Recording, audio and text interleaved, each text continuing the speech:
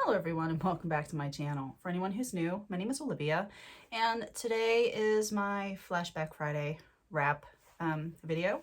Now I am going to say I'm getting a late start on this. Sorry, I had quite a few things to do. One of my friends wanted to have a chit chat this morning, so I am a little bit behind. Not worried, but I wanted to get this done so I could get it posted because I did promise a Flashback Friday look.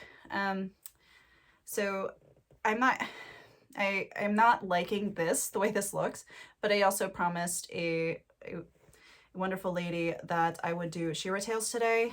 Shira Tails is not the style for this particular scarf. Now I'm going to be doing it because I think this is a valuable lesson to understand the limitations of your scarves. Some scarves do certain wraps really well, while others not so much. Now I did fudge this just a little bit. I tucked this up inside.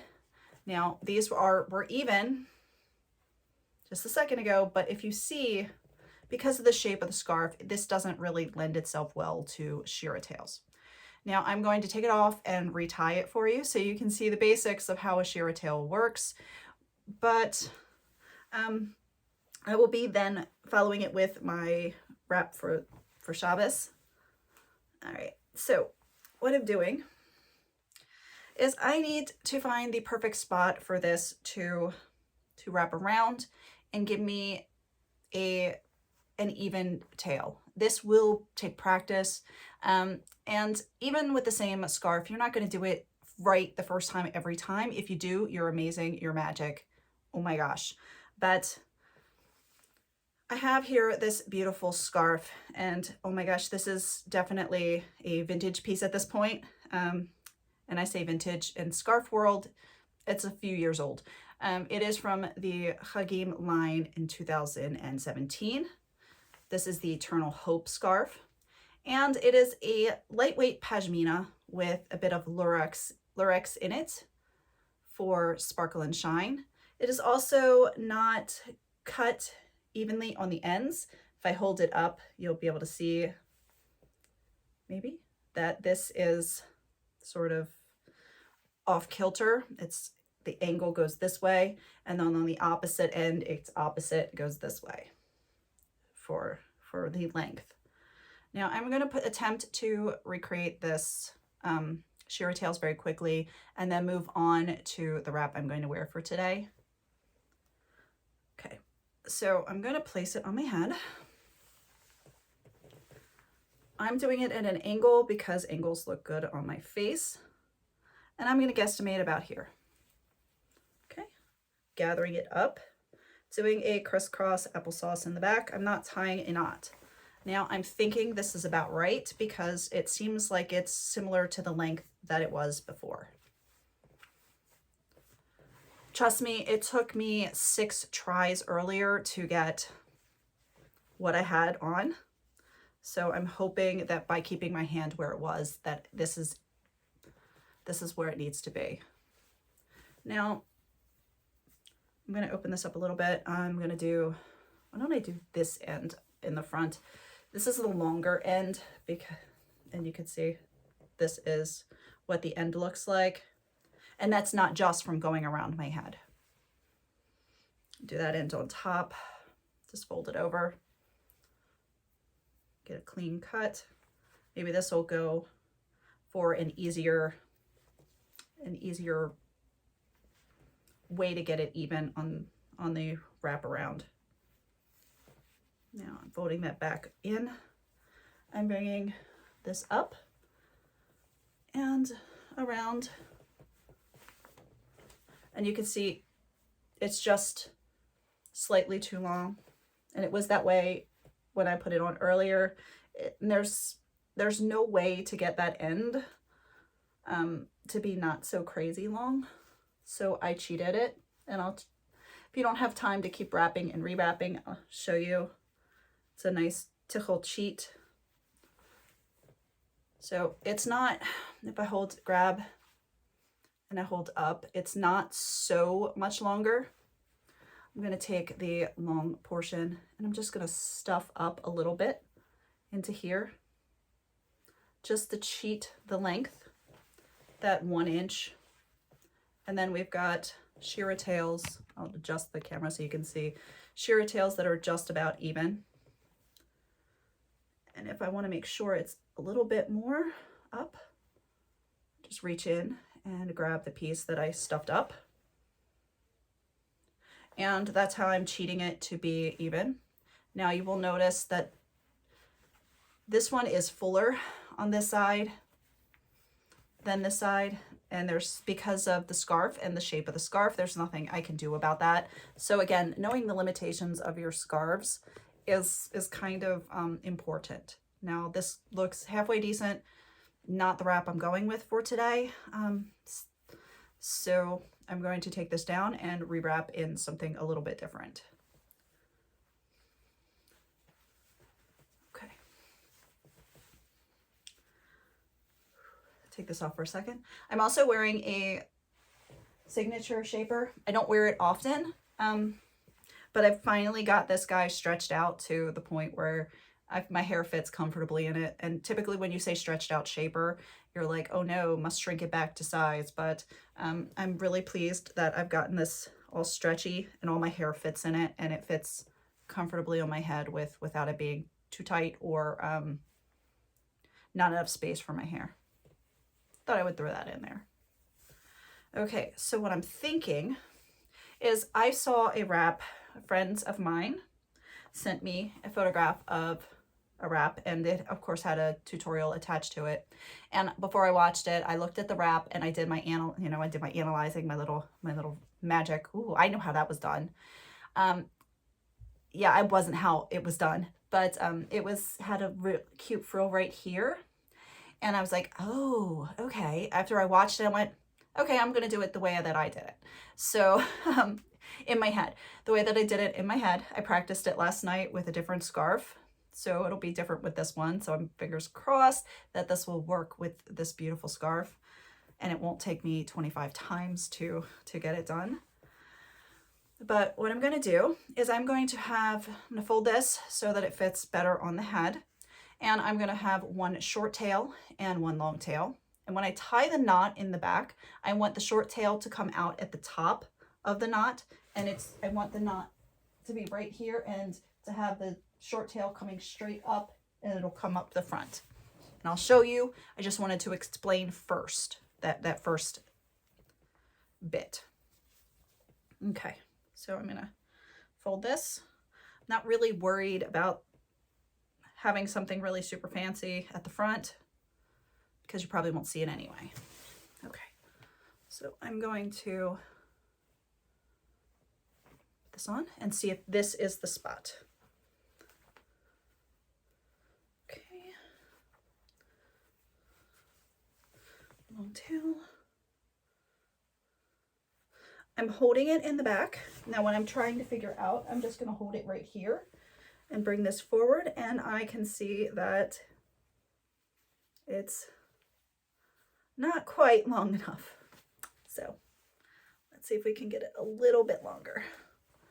It's going to be a little bit different with this scarf because, again, the shape of it's odd. I'm not mad at the shape, to be honest, but it is a little weird to wrap.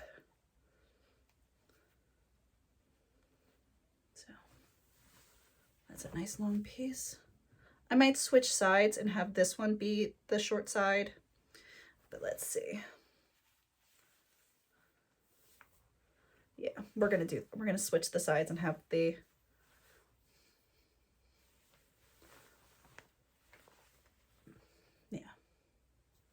okay. Because along with the weird angle, the one side, they're not evenly angled. It doesn't appear when you're wrapping. So let's see if we can get this.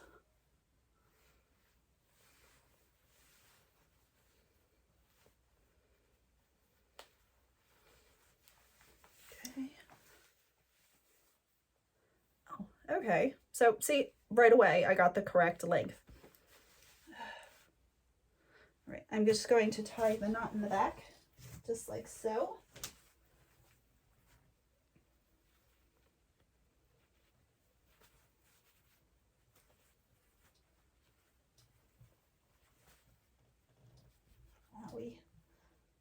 I got wispy hair bits back here today, and yeah, about that.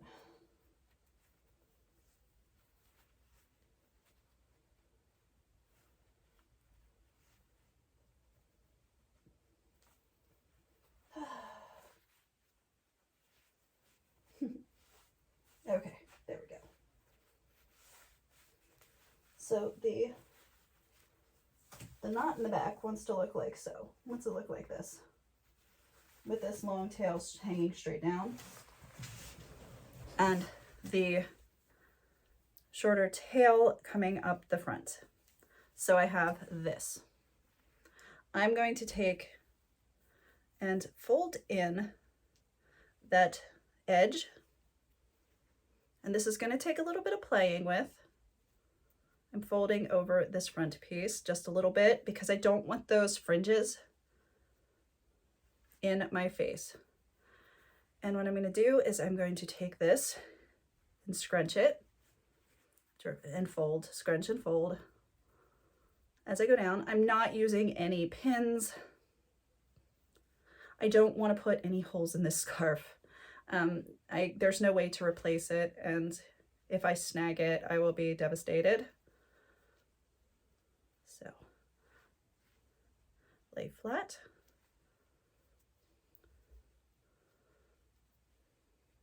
Folding under. Bringing up.